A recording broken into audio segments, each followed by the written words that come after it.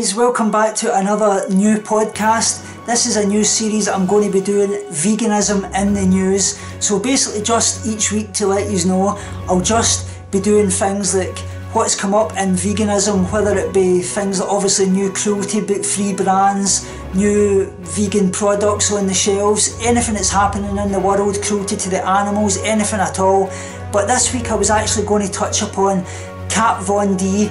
If you don't know who Kat Von D is, you'll have probably seen quite a few programmes on TV, Miami Inc. and quite a few other ones, LA Inc. I should say.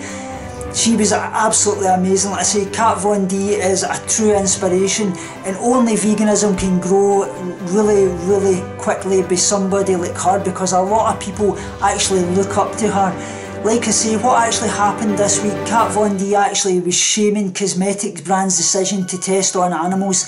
The company is also called Nars Cosmetics. They upset so many loyal customers with a recent announcement that the company would no longer be labelled cruelty-free. Like I say, this beauty brand has actually been a favourable choice among people who actually used to avoid products which actually required animal testing. However, this decision to obviously begin steering the makeup and skincare lines in China will put an unfortunate end to this cruelty-free status. With an estimated 50 billion spent in China's beauty industry every year, it would obviously be really fair to assume that this was a forceful factor in the company's decision. Like I say, not one to keep quiet about her views and the unnecessary cruelty to the animals, Kat Von D actually took to Instagram with a graphic image and an open response to Nars. She actually said, "For years I've supported Nars beauty products because they were one of the few artistry brands that didn't test on animals." She said, "I am so confused, heartbroken that after all these years they will choose to take a paycheck over compassion." Being vegan and owning a cosmetics line of her own, Kat had actually committed to not selling in China, where actual animals testing would actually be a legal requirement for foreign beauty brands. Some other brands which currently sell in China include MEC Cosmetics, Clinique and Benefit. Referring to her image, Kat actually went on to say that the unnecessary cruelty is what you will be supporting every time you purchase one of their products, as well as any other company that chooses to test on animals, because it is a choice, and that's really important that people understand that. There's so many cosmetic brands out there that are cruelty free. One of my friends actually spoke about the other day. They said that's absolutely terrible at this day and age that they would actually test cosmetics on animals. She said, "I would never buy cosmetics because I won't hurt an animal." But she actually fails to understand that she's actually a meat eater. Like I say, that's a bit contradictory, because you feel that you wouldn't buy cosmetics because they're tested in animals, and you feel that you're an animal lover, but you constantly don't get the connection to the animal that's on your plate. And yes, it is an animal, it's dead flesh. Let's say, amongst other posts, Kat Von D's public shaming and urge to obviously boycott the company has obviously led to a huge influx of comments on Nars social programmes, actual hashtag boycott Nars. So many argue that animal testing is required as a customer safety precaution. However, in reality there are actually so many alternative methods, the most common being in vitro testing, which actually uses human tissue to help identify chemical irritants. This form of testing is actually also more effective than animal testing. Let's say Nars' response to the flood of negativity comments actually explained, firmly they believe the product and the ingredients safely can be proven by non-animal methods, but we must comply with the local laws of the markets in which we operate, including in China. We have decided to make Nars available in China because we feel it is important to bring our vision of beauty and artistry to fans in the region. Nars does not test on animals or ask others to do so on our behalf, except where required by law. Nars is committed and actively working to advance alternative testing methods. Let's say it's unfortunate to obviously see that even with the angry backlash from their customers, Nars will still pursue to sell their products in China. However, like they said, the silver lining in all is that it's seen not only high profile celebrities speak out against it, but general public too.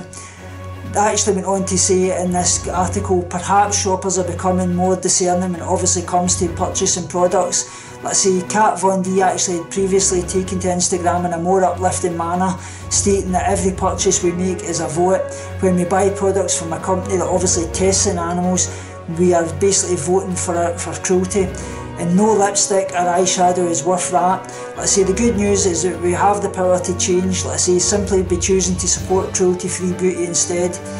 Let's say if you're unsure about actual cruelty-free products, let's say I'll actually put a link down below from this article that says cruelty-free kitty, that you can go in there and you actually can check out cruelty-free products. Like I say, no animal needs to be harmed for you to have a bit of beauty. Let's say, does our beauty actually mean more than an animal's life? Is that where it's coming to, or where that vain a world that we actually feel that we've got to actually harm an animal? Let's say, if you can think of it, let's say, would you have your dog or your cat harmed for the sake of a bit of eye mascara and such likes? But you probably wouldn't, but you would probably not feel the same connection to something like a pig or a rabbit or something like that, or a monkey or anything else. It's absolutely crazy, guys. And let's say, in this day and age, let's say, animals are not here to serve us, they're here to live with us, and it's really important that we understand that. There will become a day that this will be a vegan world, but I feel that we're gradually getting there, slower and slower and slower. But as us vegans keep coming on here and speaking about this and showing the animal cruelty and showing that there is another alternative out there, it's a supply and demand chain, as we all know. As we keep speaking about it, that demand is going to lessen and lessen and lessen, and the supply will actually wipe out altogether. So let me know in the comments below, guys. Another one I would like to touch upon is Häagen-Dazs ice cream. They've actually rolled out 4 new flavours to the UK that will actually be coming out. So this is absolutely amazing. Let's say, you know, I'm a big ice cream lover. I've tried a lot of great ice creams such as Buja Buja and Alpro, who are absolutely great as well. But the flavours they're actually bringing out is cocoa caramel, which sounds absolutely delicious. It says, this insanely delicious ice cream mixes coconut cream with ribbons of caramel. Oh, heaven in a plate. So the other one is mocha chocolate cookie. They said Belgian chocolate and robust coffee meets chocolate chook pieces in genius flavour combination. And the other one as well is chocolate salted fudge truffle, which sounds orgasm. But the best of all, which I absolutely can't wait for, guys, is peanut butter chocolate fudge.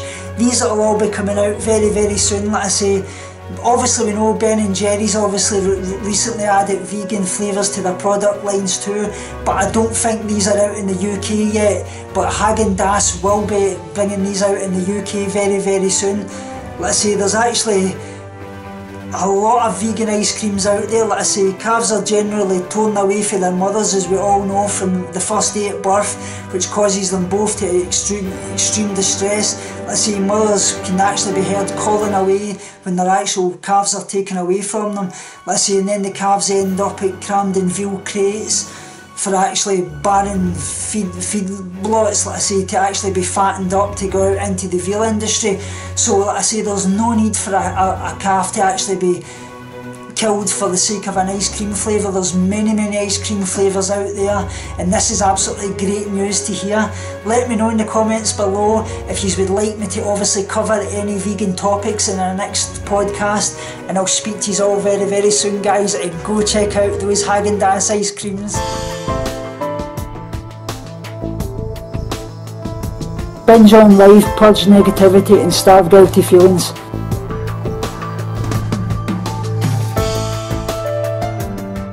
Speak to you all soon and love you so much.